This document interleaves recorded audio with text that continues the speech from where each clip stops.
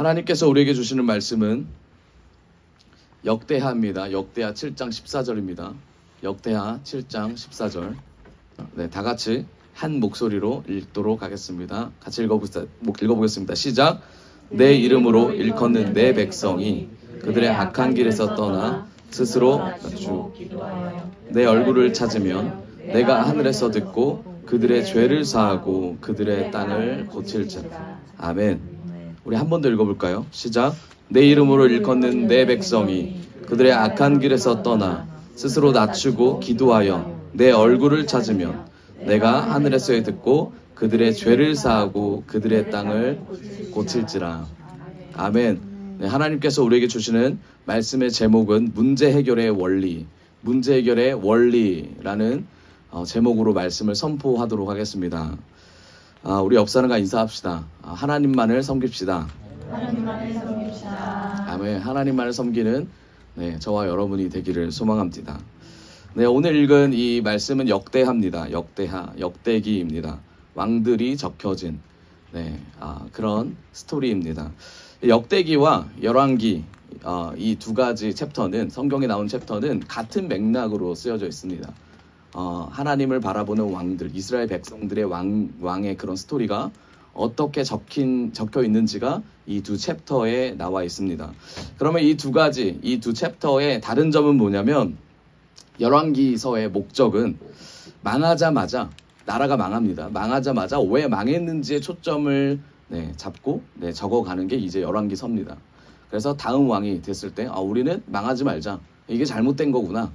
그러면 이거를 한번 건설적으로 나아가보자. 이제 이렇게 쓰인 게 이제 열왕기고, 역대기는 좀 열왕기의 시각과 좀 다릅니다. 똑같은 상황, 하나님을 배반한 이스라엘 백성에게 하나님께서 진노를 주시고 하나님께서 은혜도 주시고, 그 과정에서 열왕기와 좀 다르게 역대기는 우울한 게 아니라 밝은 모습으로 나아가고 있습니다. 역대기의 이 배경은 바벨론 포로에서 돌아와서 우리가 우리의 조상들의 삶을 돌아보고 하나님께서 어떻게 역사하셨는지를 기반으로 나아갑니다. 어떻게 하면 하나님이 역사하셨던 그 이전 황금기 세대를 우리가 다시 맞이할 수 있을까? 이런 측면에서 역대기가 이제 쓰여졌습니다. 그런데 이 두 가지의 핵심은 뭐냐면, 아무리 노력을 해도, 아무리 최선을 다해서 문제를 찾으려고 해도 이 문제를 해결할 수 없다라는 것이 역대기와 열왕기의 중요 핵심입니다. 마찬가지인 것 같아요. 우리 인생도 아무리 노력을 해도, 아무리 최선을 다해도 문제는 계속 옵니다. 이 문제를 이길 수 있는 근본적인 원인과 근본적인 해결책이 성경에 나와 있습니다. 그러면 이 근본적인 문제가 뭘까? 그건 바로 성경에서 말하는 건 어둠이라는 겁니다. 어둠. 어둠의 일에 참여하지 않고 어둠의 일이 아닌 하나님의 일에 참여하라. 이게 성경이 말하는 원리입니다. 그러면 아무리 최선을 다해서 우리 인간적으로 나아가도 결국 뭘 맞이한다? 어둠을 맞이한다. 이 어둠을 이길 수 있는 방법은 내 안에 있다 없다? 없다. 이게 핵심 가르침입니다. 그래서 고린도전서 10장 12절에 이렇게 나옵니다. 성경에. 같이 읽어봅시다. 시작. 그런즉 선줄로 생각하는 자는 넘어질까 조심하라. 이게 우리의 이야기입니다. 우리 모두에게 주신 하나님의 말씀입니다. 우리 옆 사람과 인사합시다. 선줄로 생각하지 맙시다. 선줄로 생각하지 맙시다. 아멘. 선줄로 생각하면 넘어지기 마련입니다. 성경이 말하는 건 넘어지는 우리 자신의 내면에 뭐가 있냐. 결국 외적인 모습 때문에 넘어지는 것이 아니라 내면의 어두움 때문에 넘어진다라는 것을 강조하고 있습니다. 내면의 어두움은 뭡니까? 하나님이 아닌 다른 생각들, 하나님이 아닌 성경이 말하는 길로 가지 않고, 주님이 원하시는 길로 가지 않고 내 갈 길 가는 것들이 바로 망하는 지름길이라는 것입니다. 그러면 우리가 문제는 알았습니다. 문제는 뭐예요? 어둠이라는 거죠. 이 어둠의 문제를 그럼 어떻게 해결할 수 있을까? 다 열심히 잘 해결하고 계신 줄로 알고 있습니다. 이 어둠의 문제를 그럼 어떻게 해결할 수 있을까? 이 어둠을 그러면 뭘로 우리가 바꿔 말해야 됩니다. 뭘로 바꿔 말해야? 그냥 어둠이 있다. 얼마나 있는데? 나 50%, 나 30%. 그럼 좀 더 줄여야지. 이거 말할 수 없잖아요. 어둠이란 뭐냐면 성경은 말해요. 어둠은 죄라고 했습니다. 죄는 하나님을 알지 못하는 것, 예수님을 알지 못하는 것 자체가 죄예요. 그럼 내가 예수님을 알지 못하는 상태, 이 상황 가운데 예수님과 동떨어져서 생각하는 나의 생각들, 나의 가치관들, 나의 태도들, 나의 행동들, 나의 말들, 이 모든 것들이 어둠의 시작이고 어둠의 뿌리라는 겁니다. 결국 해결해야 될 게 뭐예요? 영적인 문제를 해결해야 된다는 거죠. 내 안에 나와 하나님의 관계 가운데 영적으로 내가 얼마나 서가고 있는가, 아니면 후퇴하고 있는가 진단하며 하나님 앞에 결제받는 시스템으로 가야 된다는 겁니다. 하나님, 제가 이걸 했는데 하나님 보시기에 저는 어떻습니까? 하나님, 제가 잘하고 있습니까? 하나님 중심으로 나아가는 이 단계가 있어야 된다는 겁니다. 결론적으로 해결책은 뭐냐면 우리가 회복돼야 되는데, 뭘 회복되냐면 삶 속에서 예배가 회복돼야 될 줄 믿습니다. 예배가 건강해지면 결국 우리의 삶이 건강해집니다. 할렐루야. 아멘. 우리 옆 사람과 인사합시다. 예배가 건강해지면 삶이 건강해집니다. 예배가 건강해지면 삶이 건강해집니다. 아멘. 우리 다 알잖아요, 그렇죠? 다 아는데 왜 우리가 지체합니까? 왜 우리가 예배를 회복하는 데에 망설입니까? 왜 그럴까요? 예배가 병들어서 그렇습니까? 저 예배 병들었으니까, 저 예배 별로니까 내가 예배 참여 안 해야지. 그럽니까? 아니에요. 예배는 병들지 않습니다. 하나님을 섬기는 그 마음이 병듭니다. 하나님을 섬기려 가는 그 장소, 그 자리까지 가는 나의 마음이 어떤지를 돌아봐야 합니다. 그러면 나는 열심히 주 앞에 나아가는데 내가 왜 병들었다라는 거지? 그럼 한번 체크해 보세요. 나의 예배가 병들었다는 증거입니다. 뭐냐면 예배보다 다른 것 때문에 분주해지는 내 삶을 돌아보세요. 설교, 그리고 하나님 앞에 말씀을 보는 것보다, 기도를 하는 것보다, 하나님께 나의 인생을 드리는 것보다 내 삶의 우선순위가 다른 게 있다면, 분주해지기 시작했다면 나와 하나님의 관계, 하나님을 섬기는 예배에서 어떻게 됩니까? 결국 멀어지고 있다는 겁니다. 영적으로 회복되기를 원합니다. 영적으로 머무르고, 나아가지 못하면 머무를 수밖에 없어요. 머무르면 어떻게 됩니까? 결국은 침체되기 마련입니다. 결국 썩을 수밖에 없습니다. 또 어떤 모습이 내가 예배가 병들었습니까? 예배가 지루하다고 느낄 때, 저 똑같은 말씀. 여러분, 똑같은 말씀은 없어요. 성경은 다 똑같이 예수 그리스도를 의비합니다. 그런데 그 예수 그리스도를 통하여 내 삶이 변했다면 예수 그리스도를 만나려고 노력합니다. 말씀 앞에서 예수 그리스도의 말씀, 하나님의 말씀, 살아있는 말씀이 내 영혼을 어떻게 살릴지가 굉장히 궁금합니다. 얼굴 웃음밖에 없어요. 즐거움밖에 없습니다. 내 삶은 별로 좋지 않아도 하나님의 말씀을 들으러 가는 마음과 하나님을 예배하는 마음 가운데 내 영혼이 살아나는 것을 내가 느낍니다. 결국 하나님 앞에 예배하는 자는 살아날 수밖에 없다는 거예요. 또 어떤 자입니까? 예배를 소홀하게 생각하는 사람. 내가 조금 늦으면 괜찮아, 그래도 마음 다해서 가면 되지. 여러분, 이 마음 자체가 내 신앙을 다시 점검해야 합니다. 결국 뭡니까? 건강한 예배란 예배를 향한 사모함이 강해야 되고 기대감이 넘쳐나야 될 줄 믿습니다. 그래서 마음이 하나님을 향해 열려야 돼요. 마음이 열려야 돼요. 그래야 속의 것이 드러납니다. 할렐루야. 네, 아멘. 아멘. 제가 아이를 먹입니다. 분유를 먹여요. 분유를 먹이고 꼭 하는 게 있습니다. 그게 뭐냐면 트름을 시킵니다. 트름을 시키는데 처음엔 들어가지고 이제 등을 이제 때립니다. 이 강도는 제가 이 강도를 잘 못 맞춰가지고 어느 날은 제 손을 피하더라고. 제가 너무 세게 때려가지고. 근데 이제 바꿨어요. 하도 피하길래 바꿨습니다. 무릎에 앉혀놓고 제가 아이를 이렇게 앞으로 해가지고 턱을 맞춰가지고 이제 거의 목 조르듯이 이제 등을 이제 때리는데 얘가 트름을 하다가 뭐가 얹히면 이제 토를 합니다. 토를 해요. 그리고 트름을 많이 해요. 제가 그걸 보면서 뭘 느꼈냐면 때리는 강도는 이 아이에게는 힘들 수 있어요. 그런데 때리면 때릴수록 시원하게 트름을 하는 거예요. 그리고 잠을 잘 잡니다. 무엇을 의미하는 겁니까? 우리도 우리 삶에 반드시 소화해야 될 것들이 있습니다. 하나님의 말씀을 듣고 소화해야 되는데 그 소화를 이성적으로 했다고 생각해요. 하나님의 말씀 들으면 저 말씀 좋아. 내가 저대로 살아봐야지. 그런데 우리는 거기서 멈춥니다. 나가는 순간 그 말씀이 뭔지를 잊어버려. 왜 그래요? 그건 내게 아니기 때문입니다. 내게 되려면 반드시 먹고 뭘 해야 됩니까? 소화를 시켜야 돼요. 여러분, 어떻게 소화시킵니까? 소화를 시키는 방법은 가지각색입니다. 하나님께서 고난을 통해서 소화를 시킬 수도 있고 하나님께서 사람을 통해서 사랑을 통하여 또는 하나님께서 홀로둠을 통하여 하나님의 말씀을 소화시키는 과정이 있습니다. 이 과정을 감사함으로 우리가 나아가기를 원합니다. 그럴 때 반드시 영적인 침체가 아니라 영적으로 성장하고 있음을 우리는 알게 됩니다. 아멘. 영적으로 성장하시고 계시죠? 아멘. 결국 하나님이 우리 안에 임하시면 우리의 억눌렸던 모든 영혼들이 다 회복될 줄을 믿습니다. 예배의 회복을 통하여 모든 문제가 회복됩니다. 아멘. 그러면 본질적으로, 이거는 이제 본질적인 것보다 더 본질적인 게 있습니다. 본질적으로 예배 문제가 뭘까요? 내가 예배를 드리지 못하는 문제가 뭘까요? 우리를 돌아봤을 때 첫 번째로 하나님을 가볍게 여기는 태도 때문입니다. 하나님을 가볍게 여기는 태도예요. 반대로 어떤 말입니까? 예배를 중시하는 사람은 하나님을 무겁게 여긴다라는 거죠. 하나님을 두려워하지 않는 태도 때문에 그렇습니다. 예배의 핵심은 뭡니까? 예배의 핵심은 하나님을 경외하는 거예요. 하나님을 두려워하는 마음으로 하나님께 나아가는 겁니다. 예배는 월십이죠.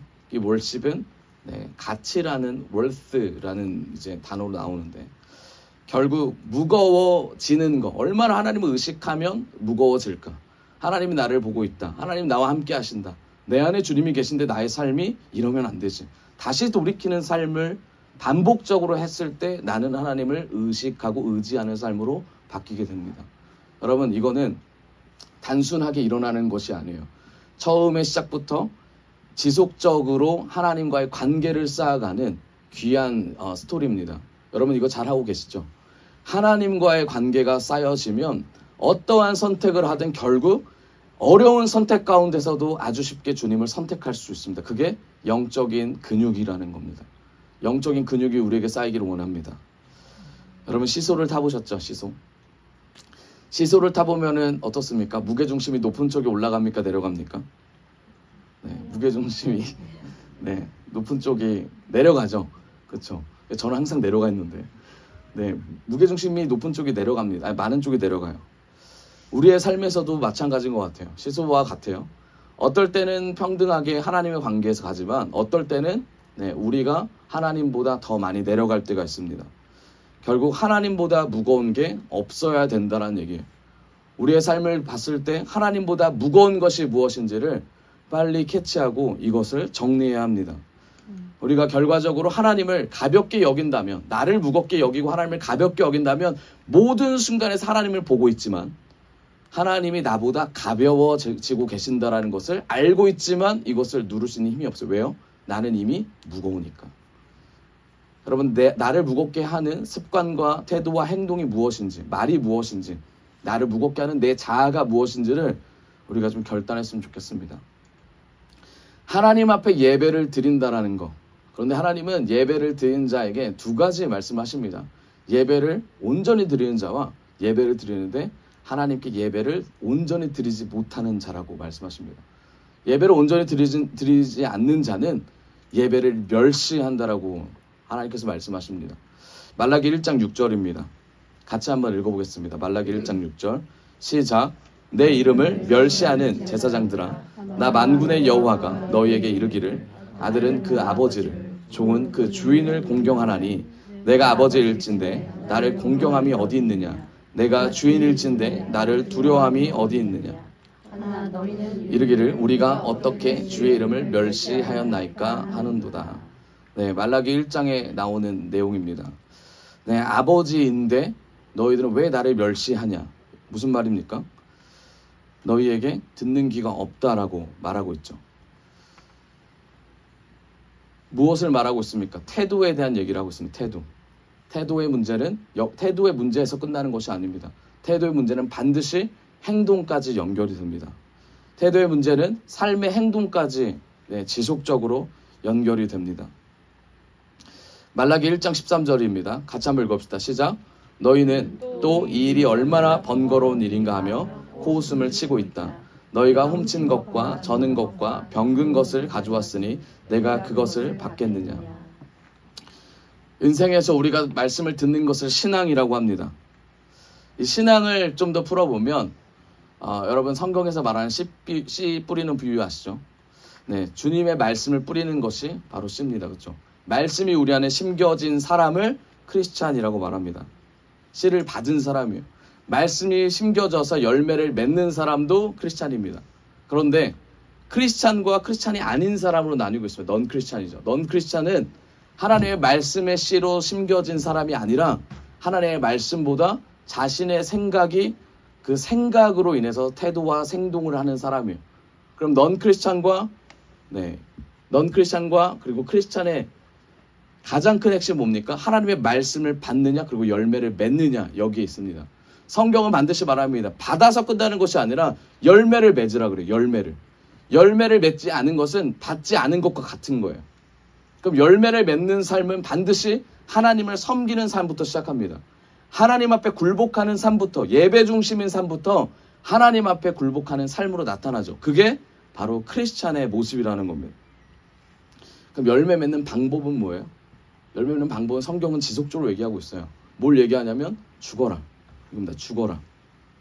하나님께서는 예배 중심의 삶을 살면서 열매를 맺기를 원하는데 그 열매 맺는 방법은 삶에서 죽는 겁니다. 근데 우리가 잘못 오해하고 있어요.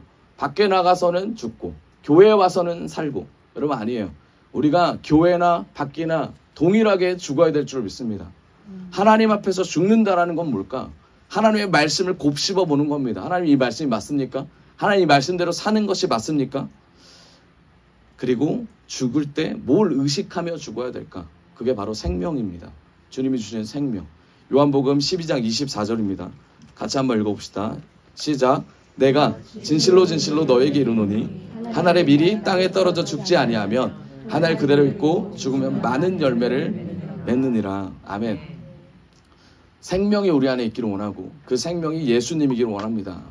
우리의 생명이 돈이 아니라, 우리의 생명이 건강이 아니라, 우리의 생명이 관계가 아니라 예수님 바라보고 우리가 죽기를 원합니다.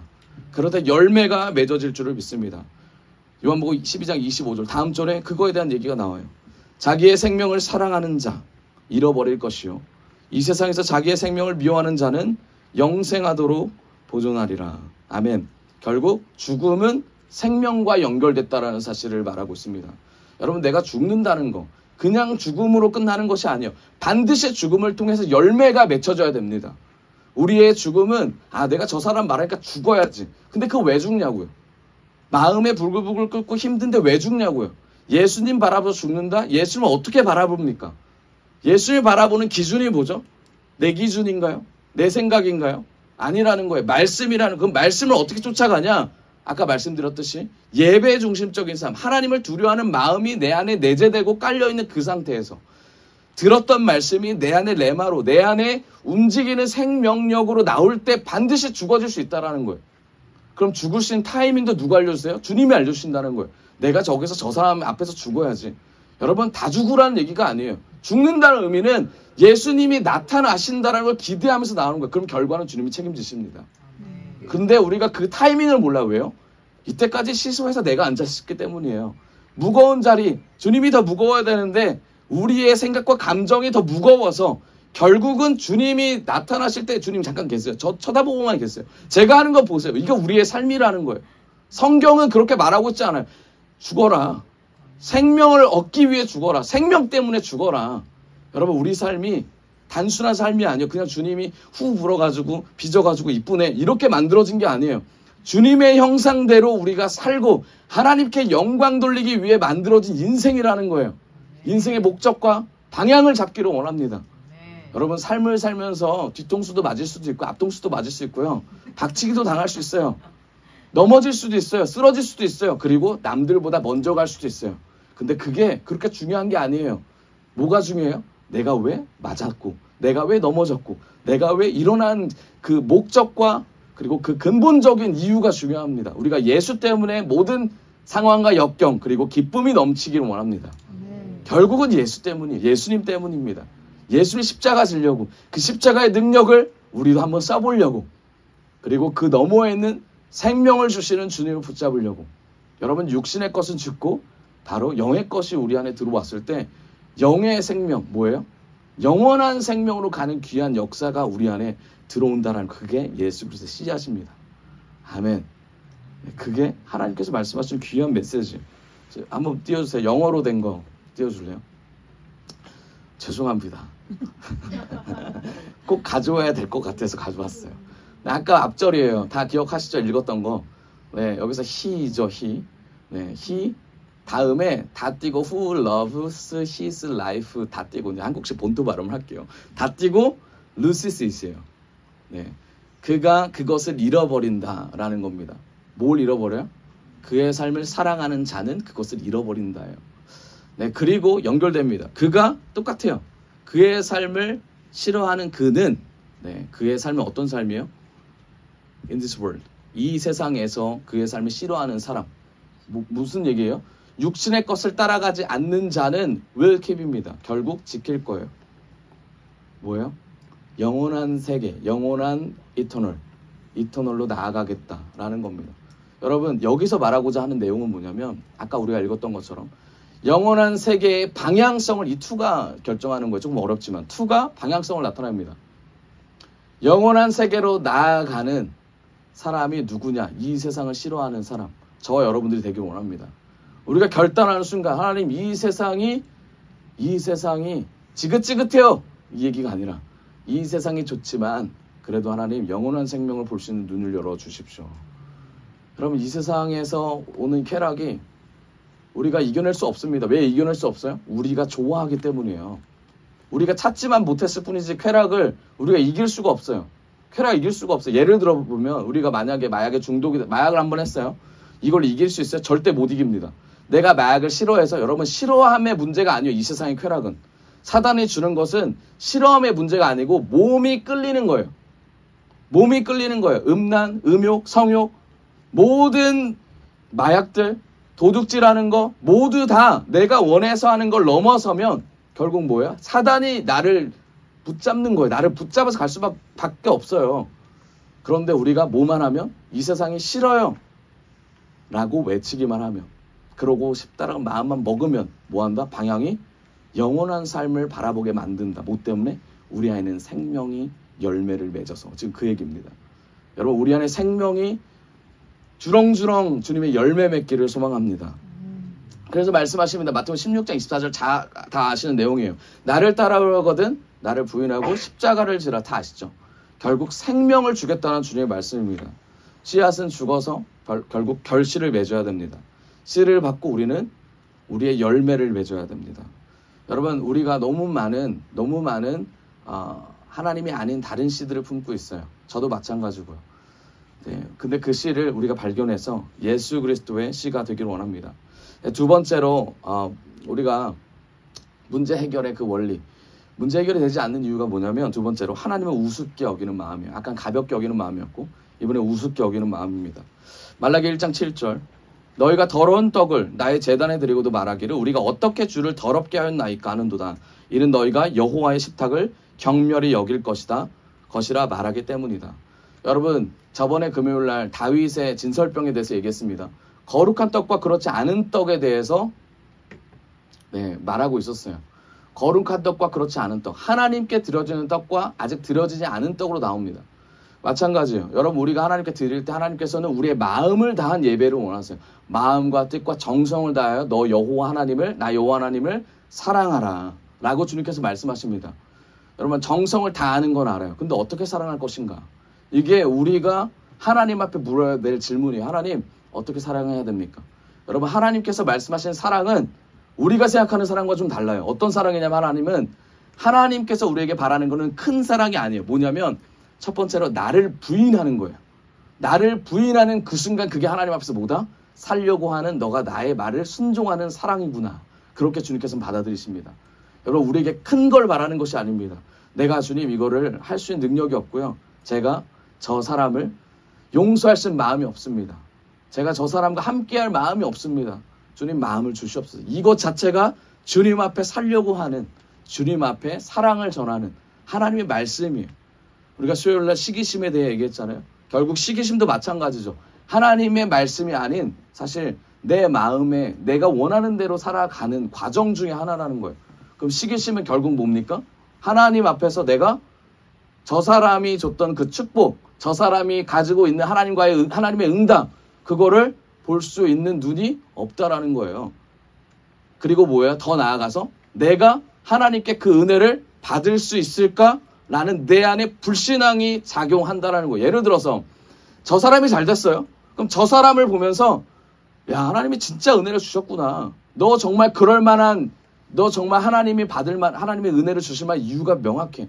내가 너에게 주신 하나님께 내가 박수 친다. 이 마음과 하나님 저 사람밖에 왜 안 줘요? 나도 열심히 했잖아요. 이 마음의 기저에 깔려있는 게 뭐예요? 마음에 깔려있는 게 뭐예요? 저 사람은 줬는데 나는 안 준다라는 뭐예요? 하나님이 응답하지 않을 것 같은 불신앙이 여기 깔려있는 거예요. 여러분 이게 사무엘에 보면 한나와 분인나의 사건에서도 똑같이 나타나요.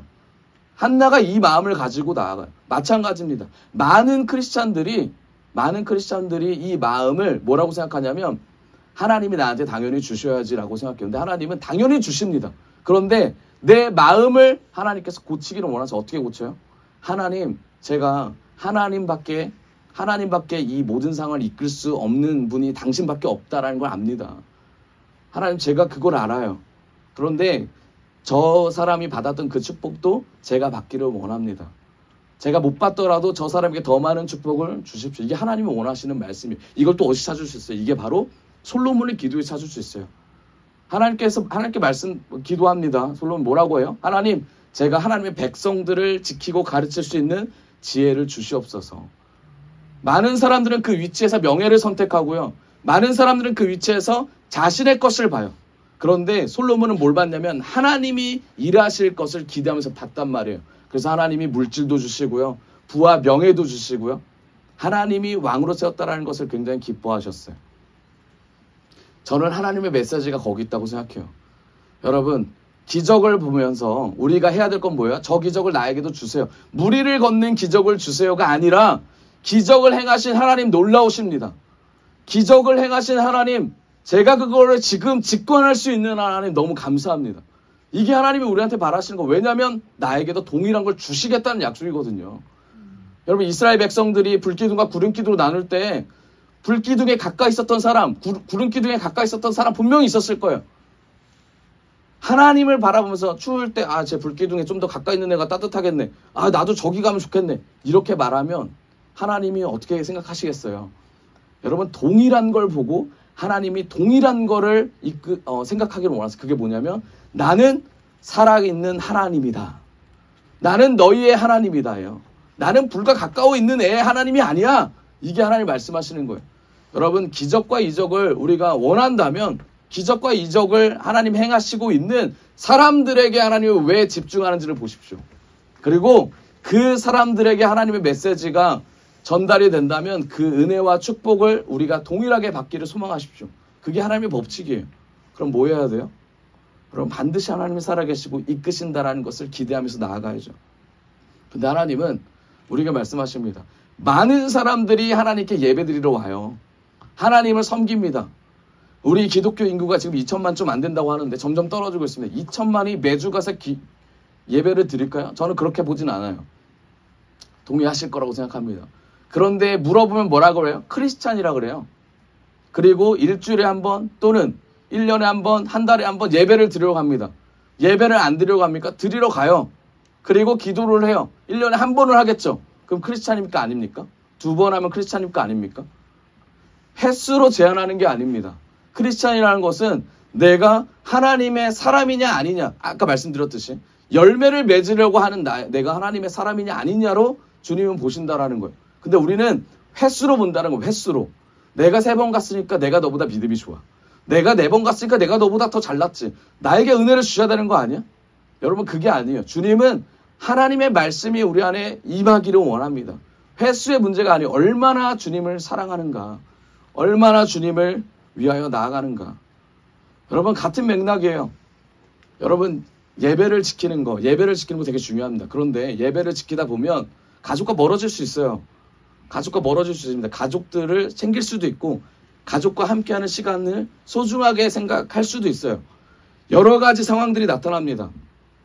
그런데 이 과정에서 나의 마음은 어디 있는가? 주님께서 우리에게 계속 물어보시는 거예요. 제가 걱정됐던 건, 제가 일선 목사님 휴가 가고 나서 제가 걱정되고 주님한테 물어봤던, 계속 질문했던 게 그거예요. 예배 시간에 아기가 나오면 어떡합니까?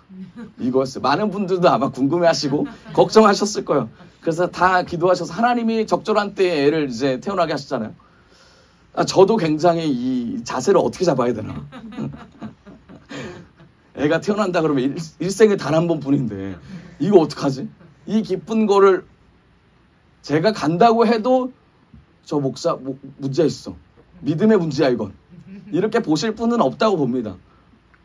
근데 이게 제가 스스로 생각할 때는 믿음의 문제 같은 거예요. 여러분 이게 제 아이가 앞으로 자라면서 아프지 않으면 너무 좋겠지만 주일날 아프지 않으란 법이 있습니까?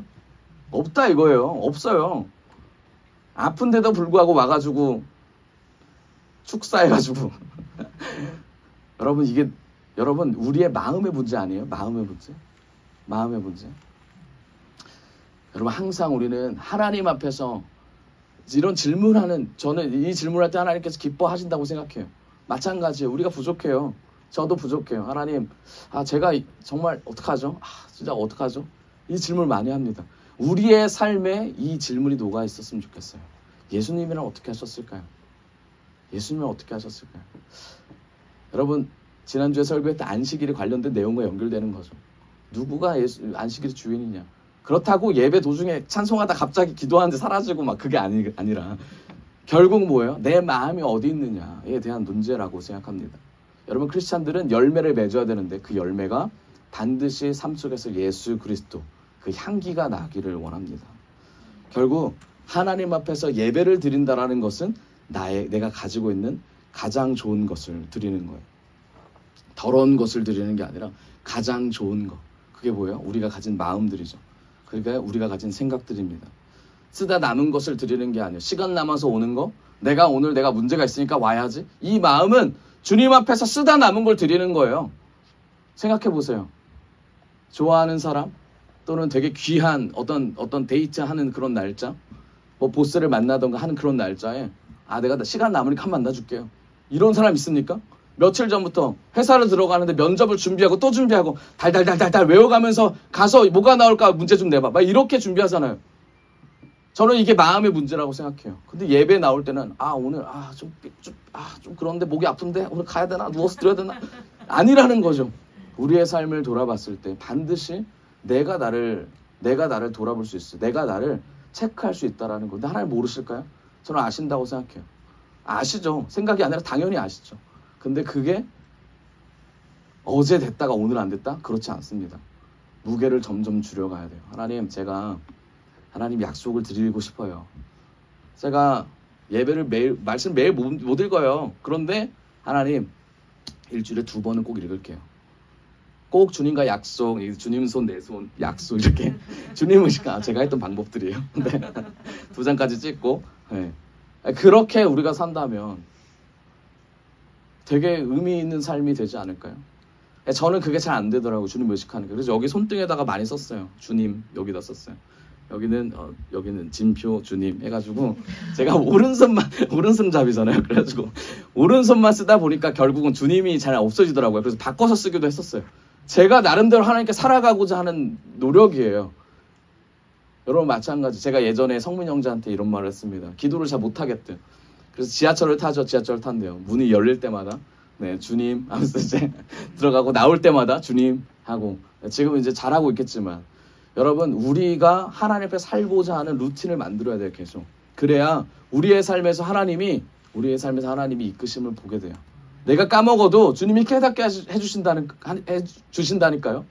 약속을 했다. 그럼 주님이 알려주세요. 왜냐하면 주님과의 약속을 주님도 소중하게 생각하세요. 우리도 소중하게 생각하면 그 순간 하나님이 알려주세요. 하나님이 알려주시는 건 귀한 축복입니다. 여러분 옆 사람이 알려주는 것보다 더 귀한 축복이 뭐냐면 내가 스스로 깨닫는 거예요. 내가 하나님과의 관계에서 하나님 제가 이걸 약속했었죠. 맞아요. 주님 생각해 주셔서 감사합니다. 근데 옆 사람이 말하면 어때요? 나도 알아. 이렇게 나오잖아요. 또 얘기야? 그만 얘기해. 이렇게 얘기하죠. 나도 알아. 나 살찐 거. 그만 먹으라고 그만해. 근데 우리가 이제 주님과 약속하는 거예요. 주님, 저도 살 빼겠습니다. 약속. 이렇게 하면 돼요.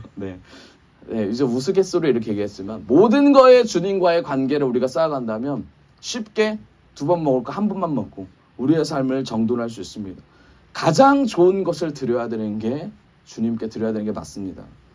창세기 4장 3절 같이 한번 읽어봅시다. 4장 3절 시작. 추수 때가 되어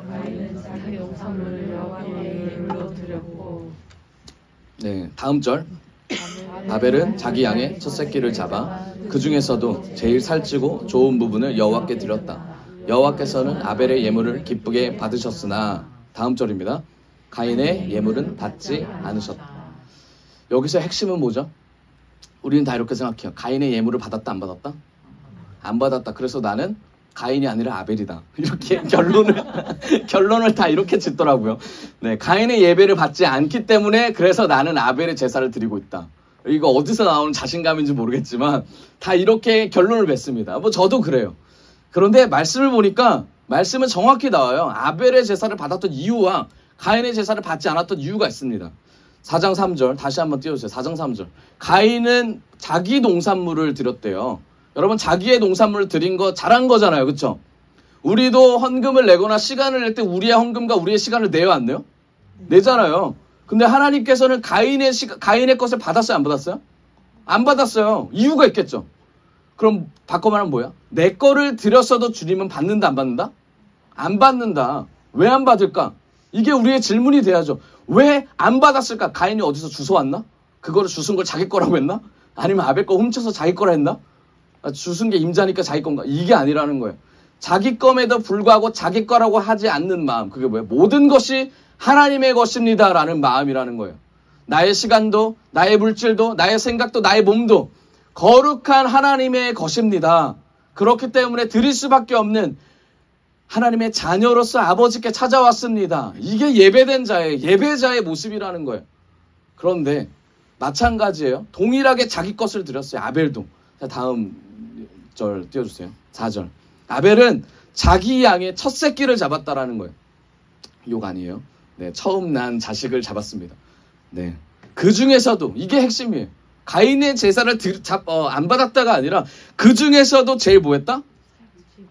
살찌고 좋은 부분을 드렸다라는 거예요. 여러분 하나님께서 물질이 없거나 시간이 없어서 우리의 시간을 뺏거나 물질을 받기 원하세요? 아니에요. 하나님은 태초부터 지금까지 우리에게 원하셨던 그분에게 마음을 드리는 거예요.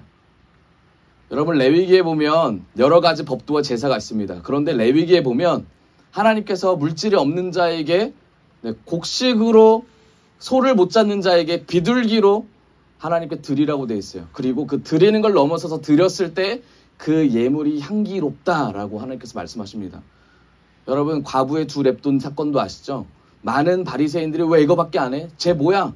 라고 했을 때 예수님은 바리새인보다 이 두 랩돈을 드리는 이 여인의 마음을 봤어요. 그러면서 뭐라고 그래요? 이 여인은 전 재산을 드렸다 라고 주님이 말씀하십니다. 여러분 하나님께 인정받는 인생이라는 것은 내가 전부를 드린다라는 게 아니에요. 그 마음이 어떠냐에 대한 문제입니다. 아나니아 삽비라 어떻게 됐습니까? 성령을 속인 죄로 죽었어요. 성령을 속였다라는 건 내가 돈을 안 드렸다라는 게 아니에요. 어떤 마음으로 하나님께 물질을 드리려고 하는지에 대한 얘기예요. 당시 사건들 잘 아시잖아요. 축복을 받았더라 라는 것을 보고 그럼 나도 축복을 받을 수 있겠지 라는 마음으로 물질을 숨겨서 드렸다라는 것이 핵심이라는 거예요. 하나님 말씀하고자 하는 것은 돈을 요구하고 시간을 요구하고 헌신을 요구하는 게 아니라 우리의 마음이 어디 있느냐. 우리가 우리의 마음을 가장 소중한 우리의 마음을 드리는 저와 여러분들에게 원합니다.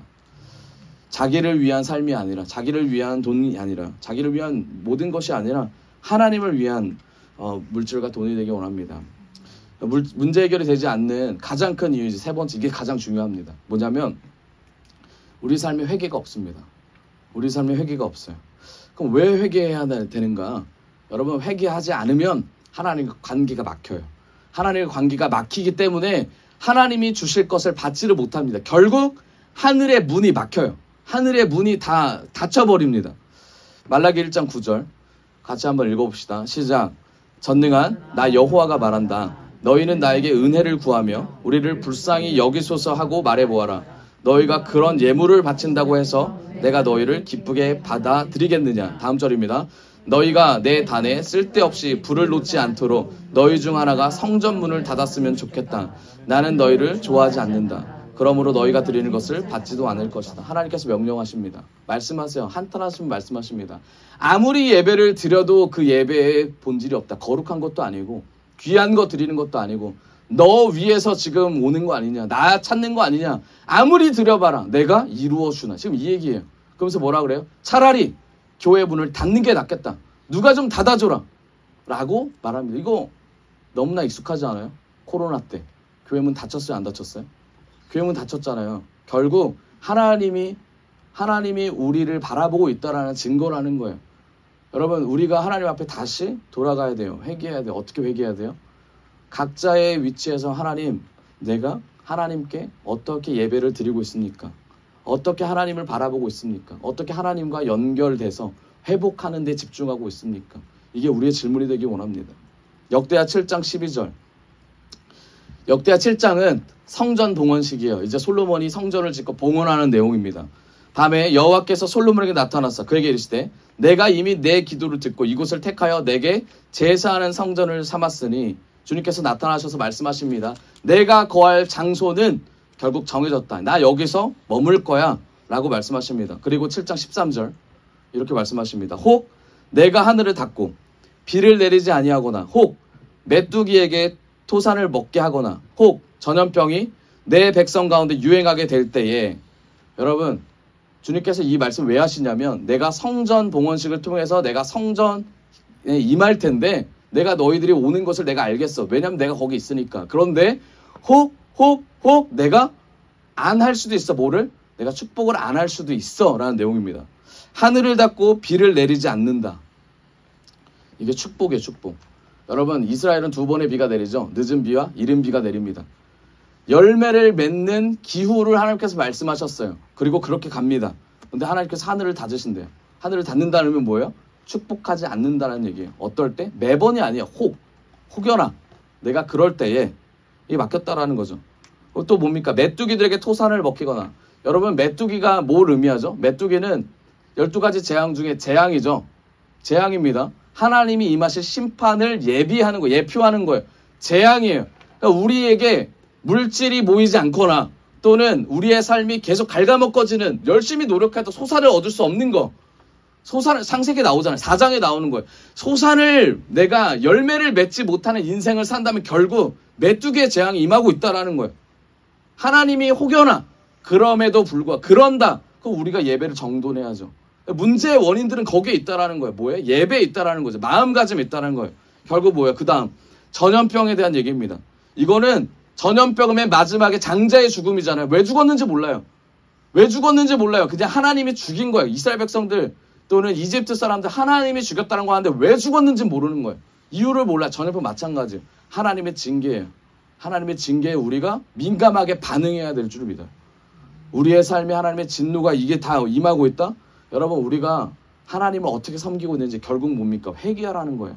하나님의 성전에 임할 때에 내가 너와 가까이 할 건데 거룩하지 않은 너 회개하라. 거룩하지 않고 거룩한 척하는 너, 저에게 말씀하시는 거예요. 회개하라.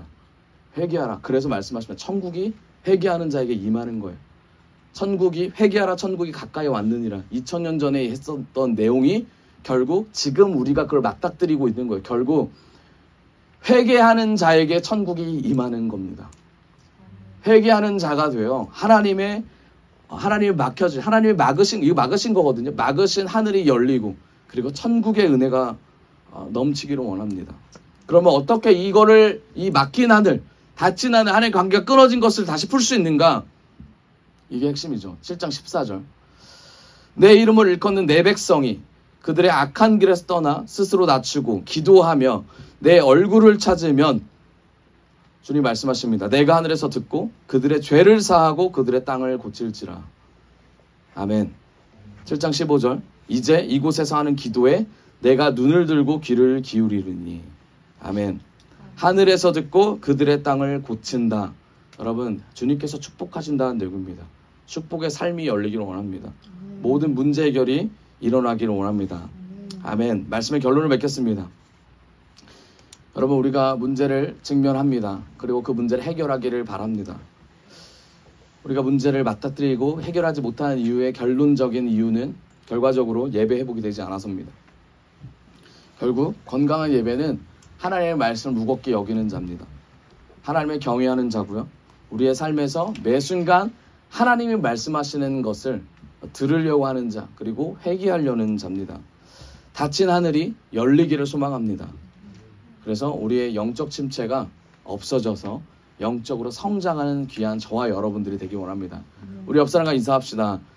닫힌 하늘이 뚫리기를 축복합니다. 닫힌 하늘이 뚫리기를 축복합니다. 한 번 더 인사합니다. 앞집 사람과 인사합시다. 모든 문제가 해결되기를 소망합니다. 모든 문제가 해결되기를 소망합니다. 아멘. 네, 모든 문제가 해결되는 귀한 저와 여러분 되길 원합니다.